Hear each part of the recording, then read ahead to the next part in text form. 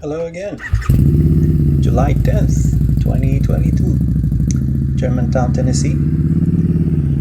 This was a second part of my practice today where I did, I kind of like got tired of the figure eights and I thought I'll do some intersection turns, a couple of feet down, I think once or twice. But I believe that I was able to, towards the end, get it a little bit more smooth. But it's a good technique to have. I find it, you know, that it's very important to be able to make a tight turn instead of going out into the traffic or the opposite traffic, which is even worse. You want to be able to make a turn and stay in your lane. And the fact that sometimes you have to fully stop kind of like makes you start going on a straight line first and then start to turn, and that eats some distance.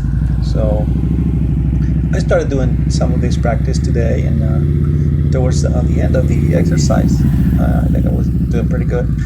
So making a left turn, then a U-turn, and then another left turn, and I tried it from the opposite side also. It's funny, I realize now when watching this video, this motorcycle is almost 9 feet long. It's pretty long.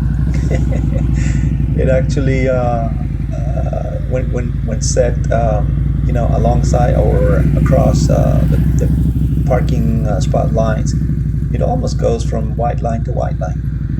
So I didn't realize how long this is.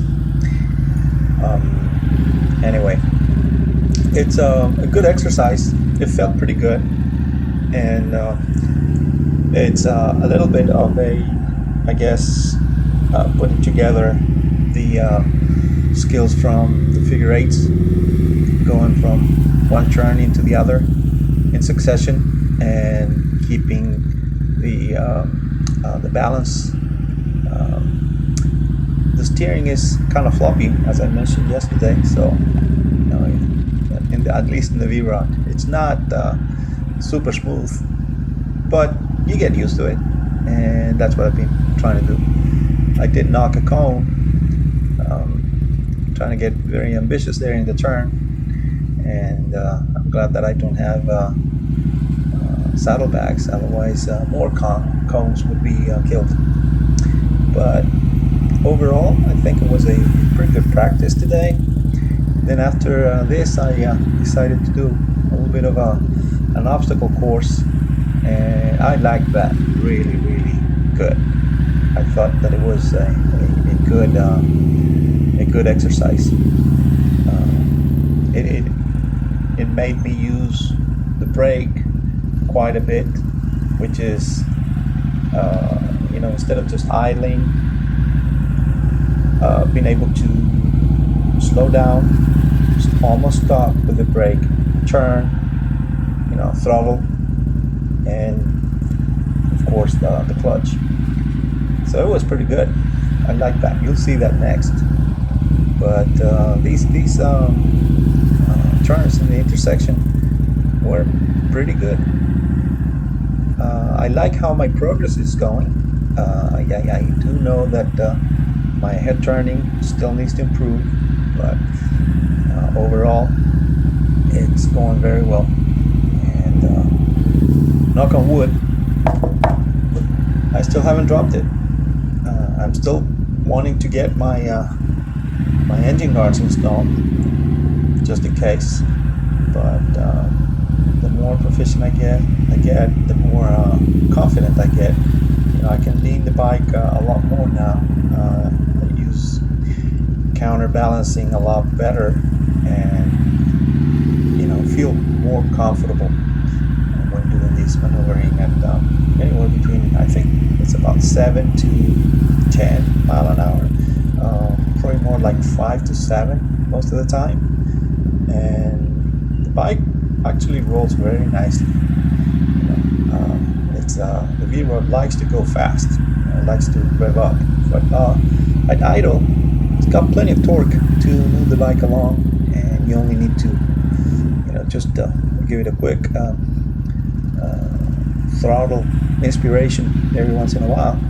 Mostly it's just controlling the clutch. So it's been very nice for me to get all these skills put together and trying to match what the bike can do. Honestly, there you go, foot down. But it was, about half of the exercise and first foot down, so it wasn't that bad. Like I said, it is, to me, it's very noticeable, how you start getting smoother and more confident. By any means, I would say that I'm done with this practice, but it's getting better, and I like what I'm seeing.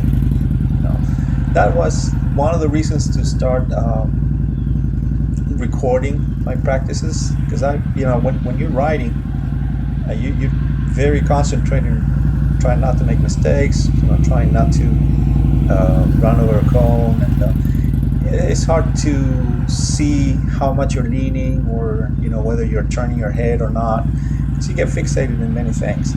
And by recording them and watching them later on, I can see where I'm using my brake, where I'm making the head turns, where it counts and all that, and trying to make it different or better the next time. So I can definitely see that there has been some improvement all along, and I like that.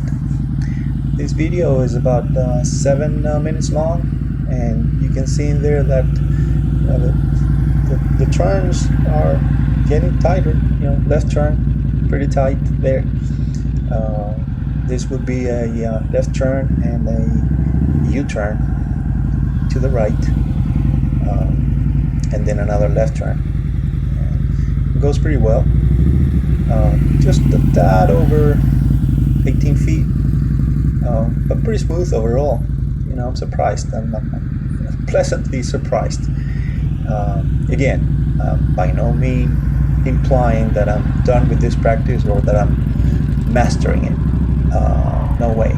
But it's getting better, and that's my whole point. That when you think that it cannot be done, or that it will be difficult, or that you're afraid to lean the bike and you'd rather just go on a straight line, and this is the time, and this is the place to try to get a little bit more aggressive on the turns, a little bit more leaning it more, and finding the limits, and knowing where you need to put a little bit more throttle, or where you need to use a little bit more clutch.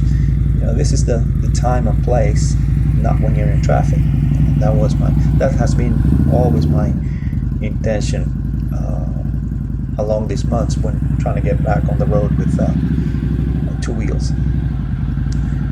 I hope that you enjoyed this video, and if you have any comments or suggestions, just let me know. This will be again another practice session, and I will welcome the comments and suggestions. Thank you for watching, and I'll be around with more cone killing practices. But as I said in my other disclaimer, no cones were intentionally harmed in this motorcycle turn practice. So, for the cone police, I have nothing to hide there. See you on the next video.